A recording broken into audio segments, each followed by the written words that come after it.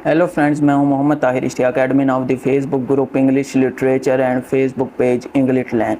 सो guys, आज की video में हम जिस टॉपिक को डिस्कस करने वाले हैं वो है one word substitution. So let ना करते हुए अपनी वीडियो को स्टार्ट करते हैं। सो फ्रेंड्स, पहले हम ये देख लेते हैं कि वन वर्ड सब्स्टिट्यूशन का मतलब क्या है। तो फ्रेंड्स, वन वर्ड सब्स्टिट्यूशन में यूँ होता है कि एक जो बहुत बड़ी लाइन होती है या सेंटेंस, फ्रेज या क्लास होती है, तो हम उसको सिर्फ एक वर्ड से सब्स्टिट्यूट कर देते हैं, यानी कि उस पूरे सेंटेंस की जगह एक वर्ड ले लेता है और वो वर्ड ही उस पूरे सेंटेंस को रिप्रेजेंट करता है।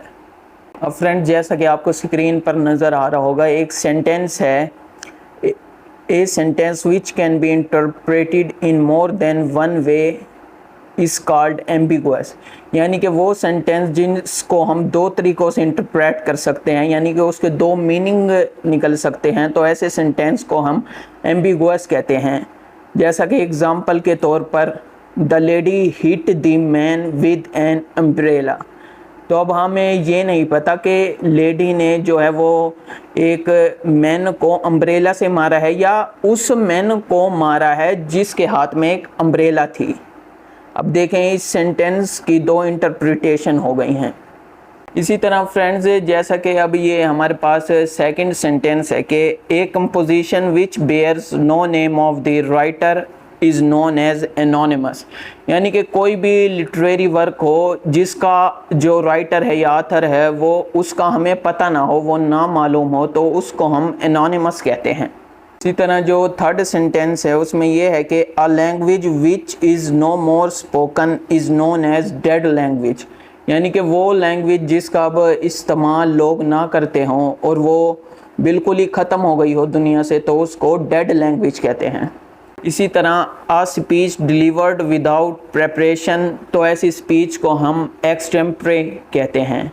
यानी कि वो स्पीच जिसकी हमने बिल्कुल भी तैयारी या प्रेपरेशन ना की हो और बस हम स्टेज पर आकर ऐसे ही कोई स्पीच दे दें, तो उसको एक्सटेम्परी कहते हैं। इसी तरह फ्रेंड, जो first speech of a speaker जो होती है ना, किसी भी स्पीकर की जो फर्स्ट स्पीच, उसको हम मेड इन स्पीच कहते हैं। एंड जो सिक्स्थ हमारे पास वन वर्ड सब्स्टिट्यूशन है वो है a disease which causes death is known as fatal disease. यानी कि एक ऐसी डिजीज़, बीमारी जिससे मौत यकीनी हो जाए, तो उसको फैटल डिजीज़ कहते हैं। इस तरह जो हमारे पास सेवंथ वन वर्ड सब्स्टिट्यूशन है वो ये है कि a child born after the death of its father is known as posthumous child. यानी कि वो बच्चा जो अपने फादर की डेथ के बाद पैदा होगा उसको हम पॉस्ट्यूमस चाइल्ड कहेंगे।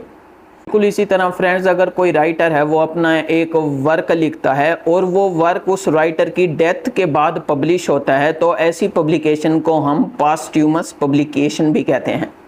एट्थ वन वर्ड सब्स्टिट्यूशन में हमारे पास है a word no longer in use is known as obsolete word.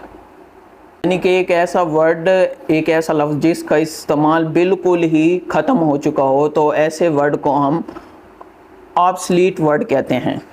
इसी तरह फ्रेंड्स, हमारे पास जो नाइन्थ वन वर्ड सब्स्टिट्यूशन है वो ये है कि a word which has the same meaning as another is known as synonym. यानी कि वो वर्ड जिसके मीनिंग दूसरे वर्ड से मिलते हों, तो हम ऐसे वर्ड को सिनोनिम कहते हैं। जैसा कि दो वर्ड हैं, फैट और रोबस्ट, इन दोनों के मीनिंग्स एक ही हैं। फैट का मतलब भी मोटा होता है और रोबस्ट का मतलब भी मोटा होता है। फ्रेंड्स, इसी तरह ए word which has the opposite meaning, तो अब ऐसा वर्ड जिसके मीनिंग दूसरे वर्ड से बिल्कुल ही उलट हों, तो ऐसे वर्ड को हम एंटोनिम कहते हैं। जैसा कि एग्जाम्पल के तौर पर वीक और विगोरस।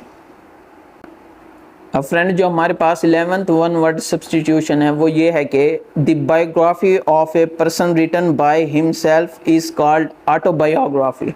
यानी कि वो बायोग्राफी जो एक शख्स, एक पर्सन खुद अपनी ज़िंदगी के बारे में लिखता है, तो हम उसको ऑटोबायोग्राफी कहते हैं। इसी तरह कोई भी एक डॉक्यूमेंट हो जो हाथ से लिखा गया हो, तो हम उसको मैन्युस्क्रिप्ट कहते हैं, यानी कि हाथ से लिखी हुई तहरीर। फ्रेंड्स हमारे पास जो नेक्स्ट वन वर्ड सब्स्टिट्यूशन है वो है are remedy for all diseases is called panacea, यानी कि जो हर बीमारी का इलाज होता है उसको हम पेनिसिया कहते हैं।